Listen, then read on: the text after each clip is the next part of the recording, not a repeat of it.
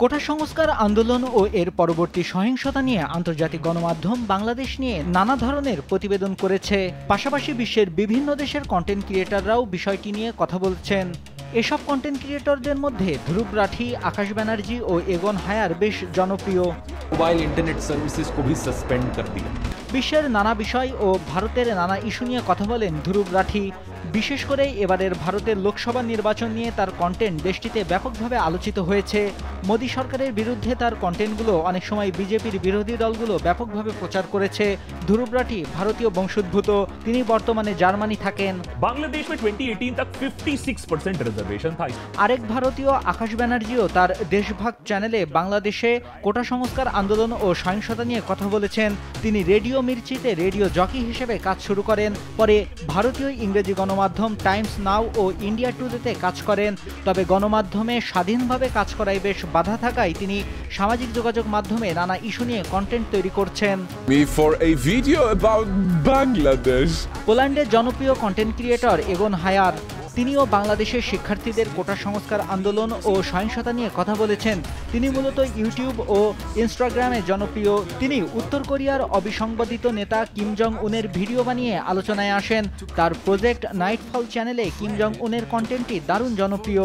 56% নৌকরিয়াं বাংলাদেশ के public sector में। জেনে নেওয়া যাক এসব আলোচিত কন্টেন্ট ক্রিয়েটররা বাংলাদেশে কোটা সংস্কার আন্দোলন ও এর পরবর্তী সহিংসতা নিয়ে তাদের কন্টেন্টে কি বলেছেন। এগন হায়ার বলেন, কোটা সংস্কার আন্দোলন পরবর্তী সহিংসতা রুখতে যে কাউকে গুলি করার নির্দেশ দেওয়া হয়েছে পুলিশকে। সেখানে আন্দোলনকারীদের উপর লাঠিচার্জ ও গুলি করা হয়েছে বলে অভিযোগ করে বলেন, সরকার দেশজুড়ে কারফিউ জারি করেছে, বিশ্ববিদ্যালয় বন্ধ করে দিয়েছে। বাংলাদেশ की प्रधानमंत्री शेख हसीना को अब प्रोटेस्टर। অপরদিকে ধ্রুব রাঠি কোটা সংস্কার আন্দোলন নিয়ে বাংলাদেশ বার্নিং বলে একটি কন্টেন্ট তৈরি করেছে। সেখানে তিনি শিক্ষার্থীদের করা আন্দোলন তুলে ধরেন, পাশাপাশি কেন শিক্ষার্থীরা আন্দোলন করছে তারও আলোচনা করেন।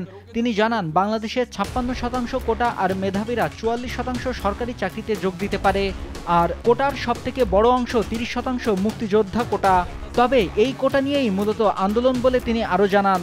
মুক্তিযোদ্ধাদের তৃতীয় প্রজন্ম কোটার সুবিধা পাচ্ছে জানিয়ে তিনি বলেন, এই 30% মুক্তিযোদ্ধা কোটা সরকার নিজেদের জন্য ব্যবহার করেন, নিজেদের পছন্দের লোকদের সরকারি চাকরি দিতে এই কোটা ব্যবহার করেন।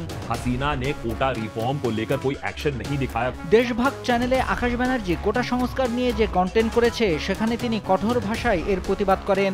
কোটা সংস্কার নিয়ে বাংলাদেশ সরকারের সমালোচনাও করেন আকাশ ব্যানার্জি।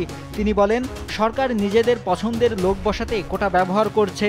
তিনি বলেন, কোটা সংস্কার আন্দোলন পরবর্তী সহিংসতা শুরু হলে দেশজুড়ে ইন্টারনেট বন্ধ করে দেয় সরকার, সারা দেশে কারফিউ জারি করে। তিনি তার কন্টেন্টে 2018 সালের কোটা আন্দোলনের কথাও তুলে ধরেন। পাশাপাশি কোটা ব্যবস্থা স্বাধীন বাংলাদেশে কেন করা হয়েছিল তাও বলেন। स्टूडेंट्स का बहुत अहम रोल है बांग्लादेश में। নিউজ ডেস্ক, দেশ টিভি।